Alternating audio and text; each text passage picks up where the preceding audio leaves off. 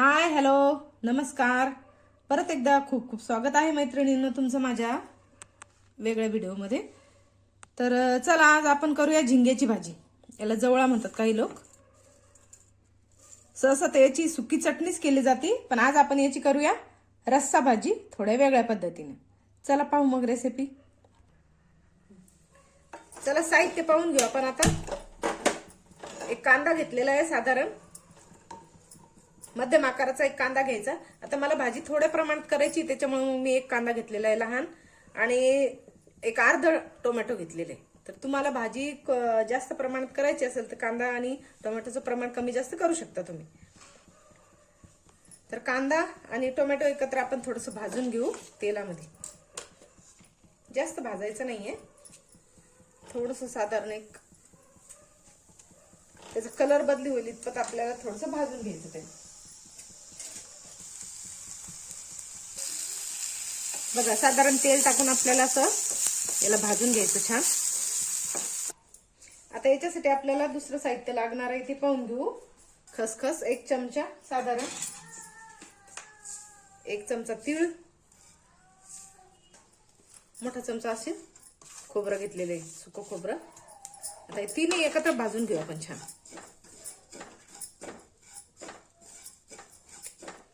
थोडासा कलर बदलेपर्यंत मस्त याला भाजून घ्यायचं. त्याला आता मस्त भाजून झालेलं आहे आपलं. बघा छान भाजलाय आता मसाला आपला हा, खोबरं आणि तीळ खसखस. तर याला आणि आपला टोमॅटो कांदा जो भाजलेला होता तो, हे सगळं आपण मिक्सर जारला टाकून वाटून घेऊ. चला आता भाजीची सुरुवात करू आपण. पॅन तापत ठेवलेला होता.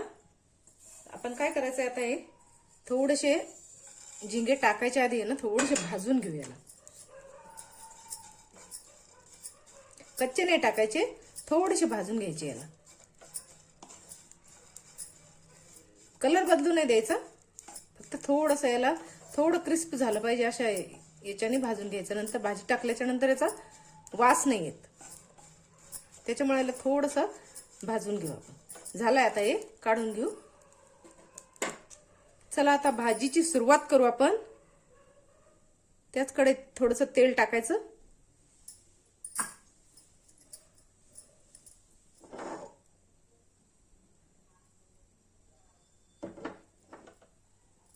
आणि हा जो मसाला आपण वाटण तयार केलं होतं ना ते टाकून घेऊ.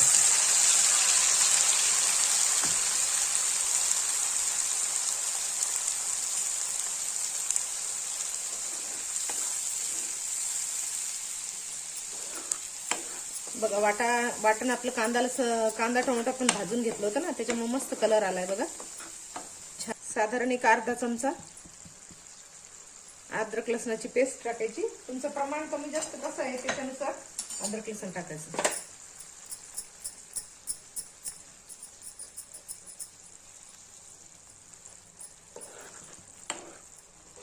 आता याच्यात थोडेसे आपले नेहमीचे बेसिक मसाले टाकून घेऊ.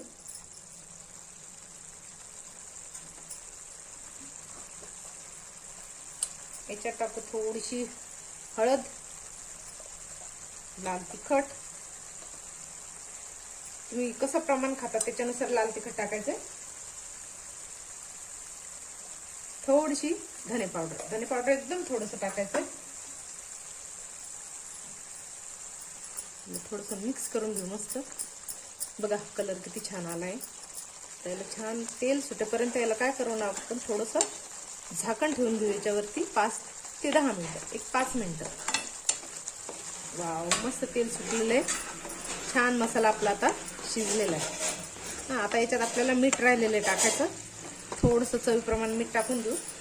तसं तर बारीक झिंगे असतात ना सगळ्या, त्यांना मीठ लावलेलं असतं, त्याच्यामुळे मीठ आपल्याला प्रमाणात टाकायला शिजलंय. मसाल्याला मस्त तेल सुटले बघा, छान मसाला शिजलेला आहे. आता याच्यात आपण मीठ टाकून घेतलं चवीप्रमाणे. त्याच्यात टाकू थोडंसं गरम पाणी. पहिले भाजलेले झिंगे टाकून घेऊ.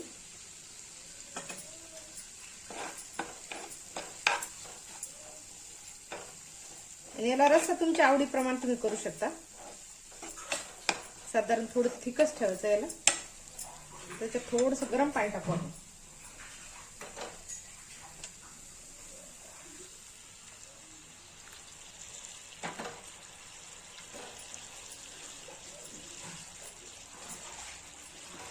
अशा पद्धतीने एकदा झिंग्याची भाजी तुम्ही नक्की करून बघा, थोडीशी वेगळी चव. चला आता आपली भाजी काढून घेऊ आपण प्लेटमध्ये. साधारण घट्ट किंवा पातळ तुमच्या हिशोबाने ठेवा, पण नक्की एकदा अशा पद्धतीने ही भाजी करून बघा, खूप छान लागते. आपण फोडणी कोथिंबीर घातली होती त्याच्यामुळे वरून घालायची काही गरज नाहीये, ऑलरेडी दिसती. तर चला चॅनलला लाईक करा आणि जास्तीत जास्त शेअर करा. अशीच एक नवीन रेसिपी घेऊन परत भेटूया नेक्स्ट व्हिडिओमध्ये. तोपर्यंत बाय.